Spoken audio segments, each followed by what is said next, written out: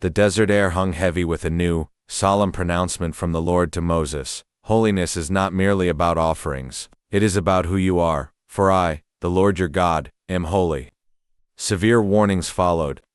Any Israelite offering their child to Molech faced death by stoning. If the community failed to act, God himself would cut off that person and their family. The same grim fate awaited those who consulted mediums or spiritualists. These were not minor transgressions but affronts to God's nature, demanding utter separation. The decrees continued, defining the community's moral fabric. Sexual perversions, incest, adultery, homosexuality, and bestiality were unequivocally condemned, often punishable by death or being cut off. Cursing parents also carried the ultimate penalty. These absolute boundaries defined what it meant to live as a holy nation, distinct from corrupt surrounding practices, a constant reminder that their purity reflected God's own character. The burden of holiness rested most heavily on the priests. Moses relayed strict laws for Aaron and his descendants. Ordinary priests could not defile themselves by touching dead bodies, except immediate family, while the high priest faced even stricter rules, unable to defile himself or anyone. Their appearance and marriages were also regulated.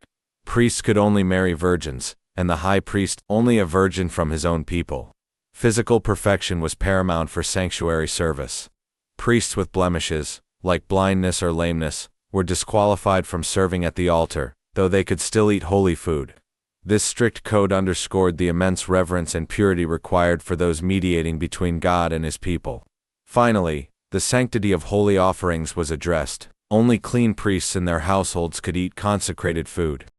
Anyone ritually unclean was forbidden from partaking until purified. All animals offered to the Lord had to be without blemish. No blind, injured, or diseased animals were acceptable. Only a perfect sacrifice could represent the people before a perfect God. The laws even extended to the timing of eating peace offerings.